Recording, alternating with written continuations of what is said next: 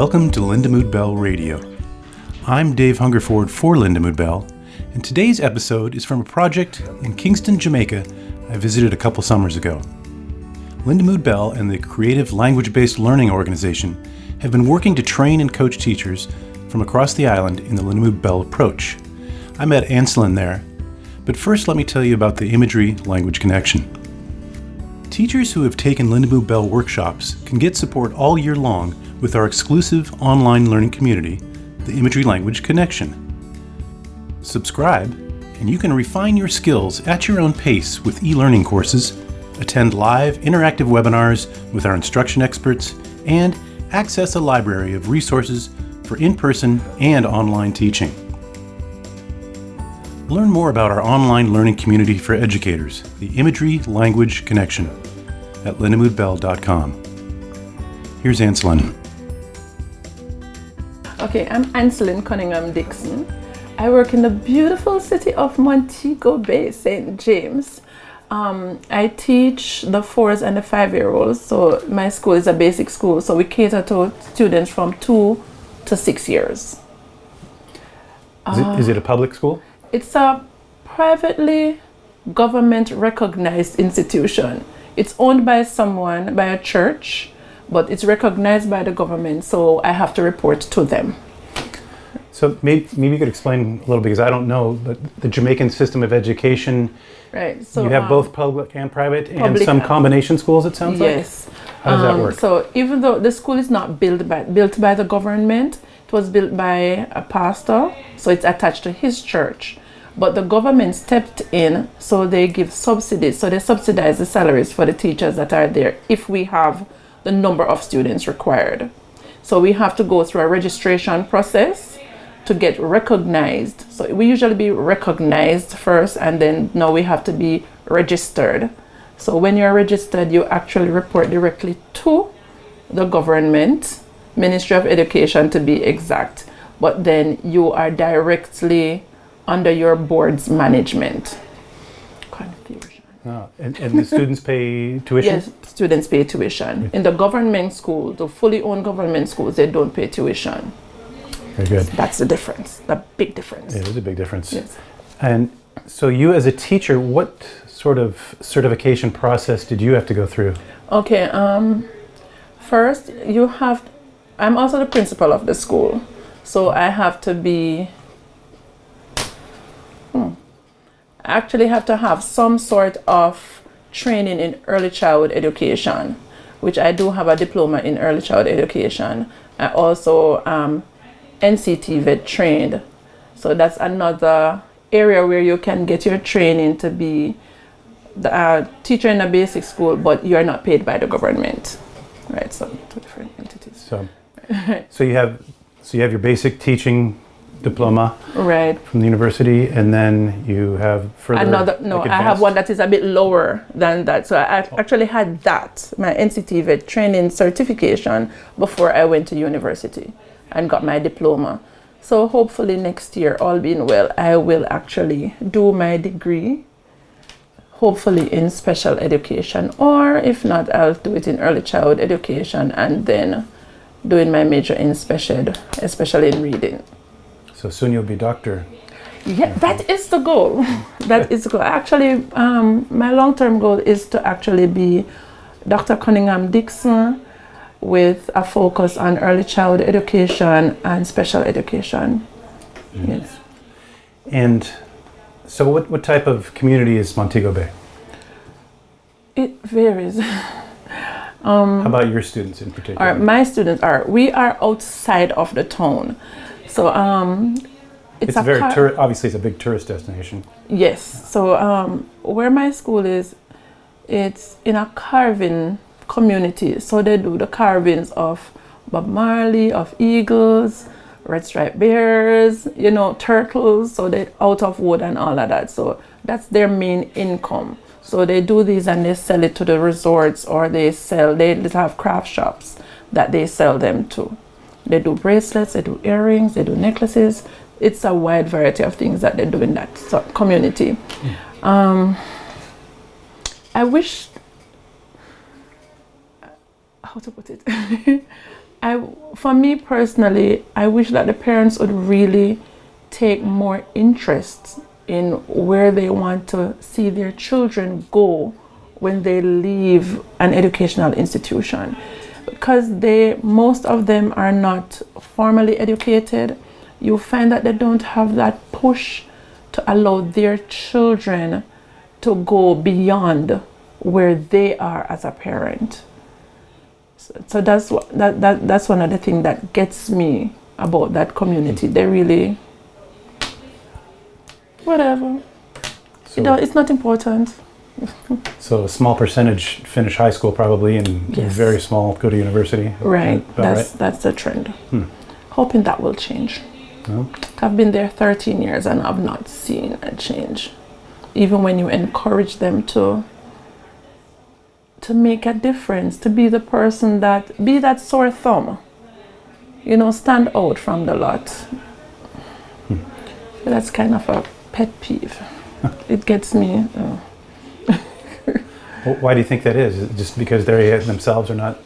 I think it's because they themselves did not get that formal education, and because they are making it, even though they are struggling, they don't see the importance. A lot of them don't really see the importance of going beyond a certain educational level, which is unfortunate because there's so much out there that is to be explored, the unknown, So, One of the mindsets in the United States is, and maybe it's true, maybe it's not, but if you do really well in school and you work hard, you're going to change your economic status. Is that that is something that is something that is actually drilled in some persons, but then you go to school, you finish basic school, you finish primary school, you go to high school, you make it good, you come out with 8, 9, 10 subjects, and then you can't get a job.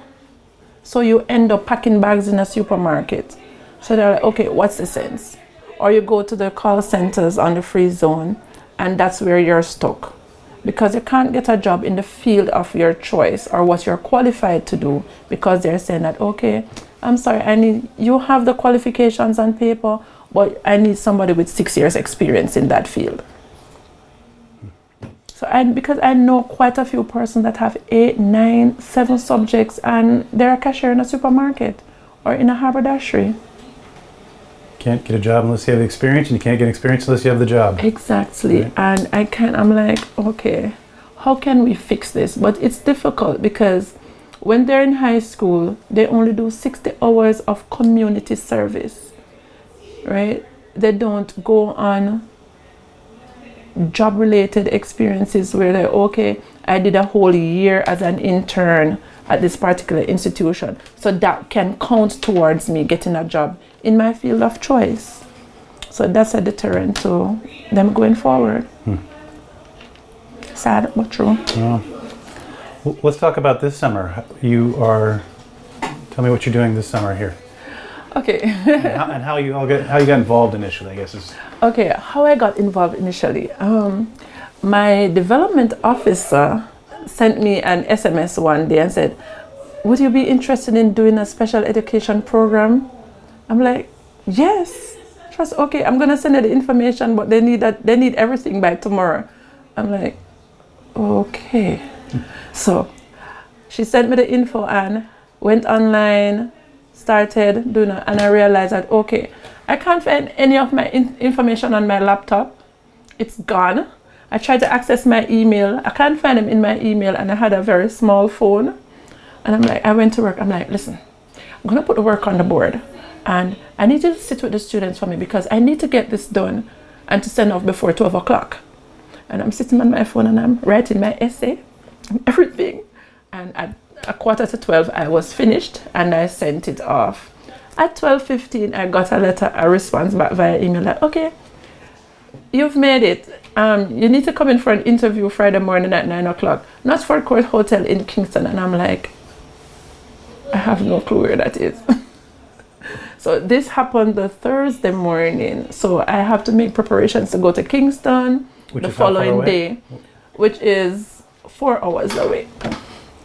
So luckily I have family in Kingston. So I came up the Thursday night and I'm like, okay, I I need to get to Nutsworth Court Hotel. I have no clue where that is and all of that. So I was like, okay. They put me on a taxi and it dropped me there. But I remember I was given a case study to do. And I'm writing the case study because I brought my handy dandy exercise book. So I am writing my answers and I'm like, okay, this doesn't make sense. So I ripped the page out and I got so frustrated.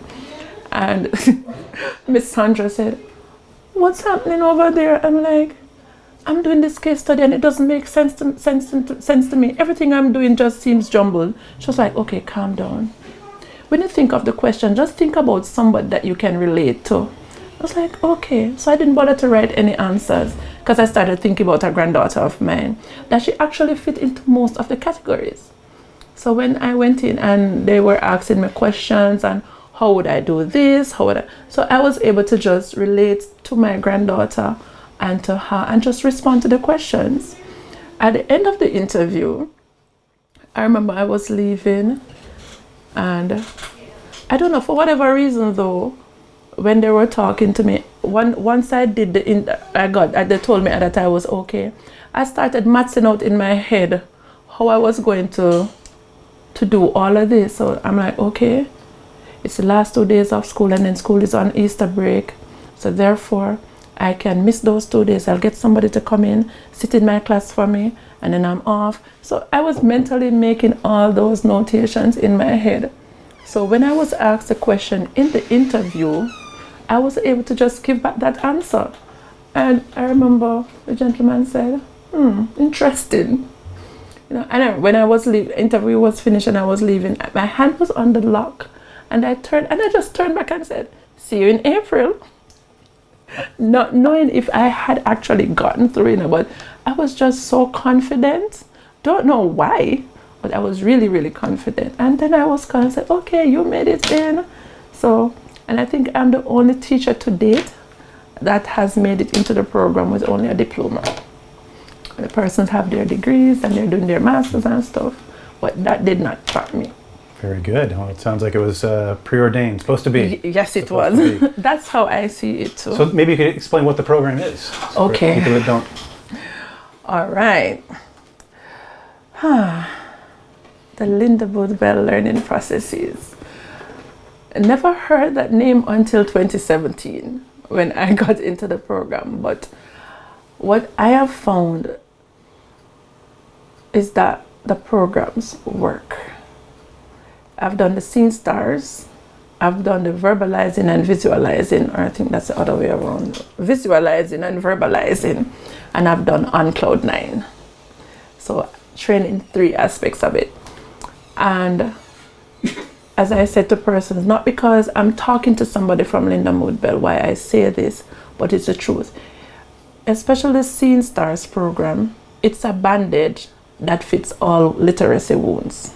Because when you think about it, every step that you go through in this particular program, the Scene Stars program, is designed to take you a step closer to you reading and understanding what you're reading. Whether it makes it's words with sense or words without sense.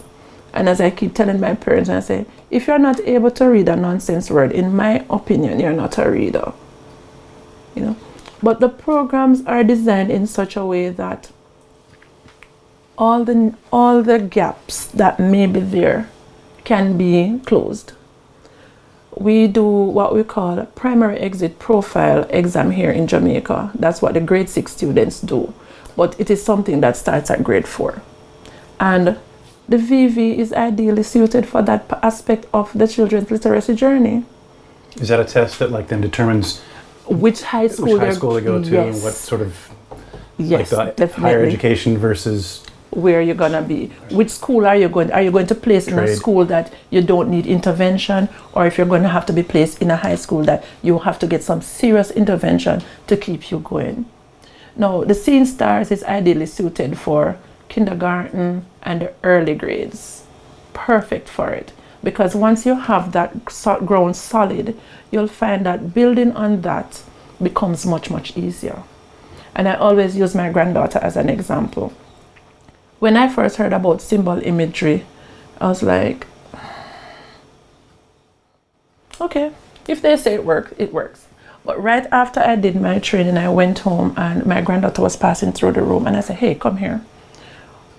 What do you picture for the letter that says, oh, could you please write it in the air? And she went, I'm like, okay, stop. What are you doing? She was like, I'm drawing a lion. She could not visualize the letter and match it to the sound. So she said, okay, oh, lion. I'm like, okay. What do you picture for the letter A? And she drew an apple. So I'm like, oh, this is what they were talking about. So now I have proof. I had it on paper in 2 nice thick books, but now I had the proof that says, okay, I now understand what symbol imagery, because she never had a mental picture of A, and L, ooh. You know, it took her 3 weeks to get that fixed. Then on the flip side of that, I had one student that it took her 8 months for that flip to happen. But I can tell anybody that once that symbol imagery has been activated, there's no stopping that student. It's the same thing for VV. Once you get persons to be able to make that mental movie of what you read, of what you see, of what you hear, you find that their understanding of their world becomes really different. And I never knew what VV was, because growing up, I have very vivid imagination. I didn't know what it was. So there are certain things I don't listen to, certain things I don't watch, certain things don't talk to me about. I don't want to hear it because I immediately make a picture. I didn't know what that was until 2017, that I was visualizing, and I could verbalize anything I could see, but I didn't know what I was doing. So now I have a name for what I know I do good. Well, I knew I do it best then. And so you're then taking your training, and this summer working here at the summer school. Not only this summer, because this is my 3rd summer school. Oh. Right, so I've been here 2017 summer, 2018 summer, and between those 2 summers and this summer, I have kind of moved up the ladder from just being an instructor to checking the instructors to see if they're doing what they're supposed to be doing, how they're doing it, telling them, giving them feedbacks as to their strengths and their weaknesses, writing lesson plans independently. Although I do ask questions still, because you never will get it all done in 3 summers, you know, but I'm comfortable doing the program. Especially seeing stars. I can do seeing stars with my eyes closed. But I'm learning to be more confident in writing my lesson plans, even writing lesson plans for VV. My problem is I don't get to do upper level VV because I teach lower level schools. So my 6-year-olds don't need to read a whole paragraph and tell me about it. They can tell me about a sentence, you know, but probably I'll find a student that I can push it with. What has been the biggest challenge you found after 3 years, and are you still challenged? With VV, yes. And then I was recently training on Cloud 9, so that is going to be a challenge because I hated maths. I really hated maths. But honestly, as I said, not because I'm sitting with you guys why I say this, or because I'm with the program and it's Lindamood-Bell. It is something that, had it not been for On Cloud 9, I would not be getting that basic understanding of certain aspects of maths, if that makes sense to you. You have to do your school budget as a principal, right? Yes, I do. And it is making it because, honestly, I didn't know that symbol imagery had anything to do with math. But while doing the math program, I'm realizing, okay, if I'm not able to have that mental image of that, okay, 5 plus 5 plus 5 is 5 times 3 and is equal to 15, you know, so that imagery it has been there, but not knowing what it was. So On Cloud 9 really is opening up that can of worms. So I'm actually kind of liking maths. Don't know if I'll ever love it, but I'm getting to like math because I'm now understanding like concepts that growing up they say, okay, you just do this. Now I'm understanding why. Instead of just memorizing the Exactly. tables and Exactly, because if you think about it, what's the sense if you know that 2 3s are 6, and if you see 3 sets of 2, you actually have to go 1 2 3 4 5 6 and count them instead of saying okay, that 3 sets of 2, that's 3 2 6. So the concept wasn't there. You just know that, okay, you say your timetable, 2 1s 2 2 2s 4 2 3 6 2 4s 8, and you go up the line. But that basic concept was never there. Well, tell me about the students that you've seen this summer. Anybody stick out that any of these years, I guess, that have really affected you, or yes, something you remember? My very, very, very, very first summer school, and I had these 3 boys. One had a sight word bank that was awesome, but he could not decode to save his life. He could not tell her that IP is IP, but he could see the word enough or through or thought and know that's what it was. So his sight words were, and his ability, his symbol imagery was, and I'm like, that cannot be. It did not make sense. But it was what it was. And then there was another one who was going to do the PEP or going into grade 6, and he couldn't read. He was a 11-year-old who could not read at grade 1. At the end of 2017 summer school, I cried because I saw them move from not being able to read at grade 1 to be reading just below their grade level. And I bawled. I honestly cried because like, this really, really worked.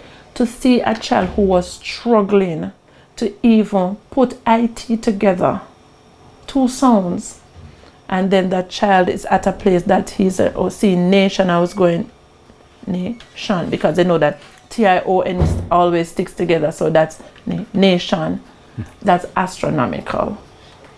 And then one of them, he was placed in a high school this year. He did PEP. He's not pleased with where he got placed, but I said to him, you were placed in a high school, and that's a big difference than going to a junior high school. That is just a continuation of grade 6.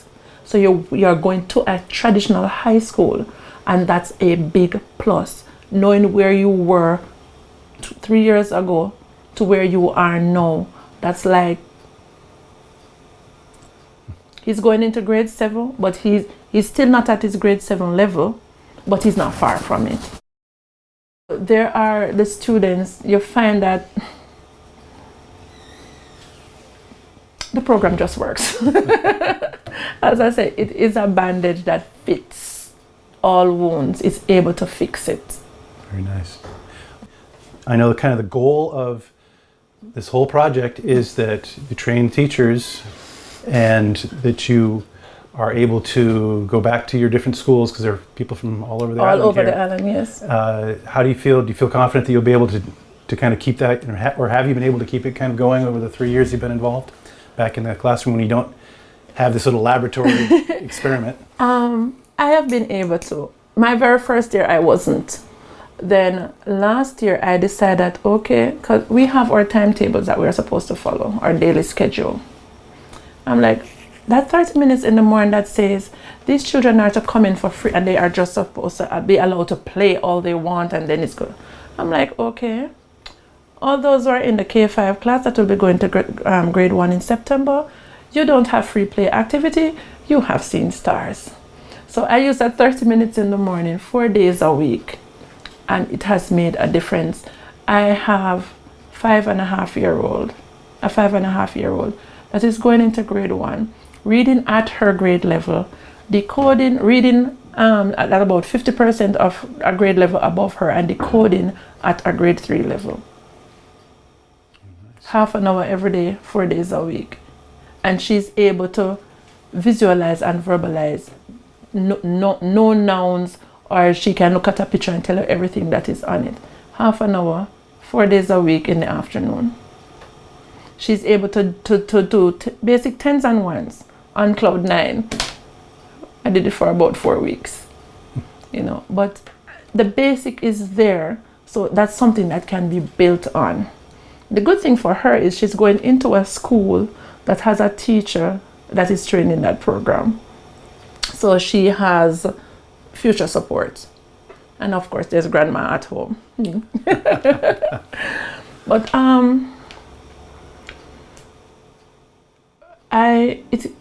it would be my greatest joy to see every school in Jamaica with a teacher trained in this program that can offer support to students who are coming in, that continuation that they need, because it's vital.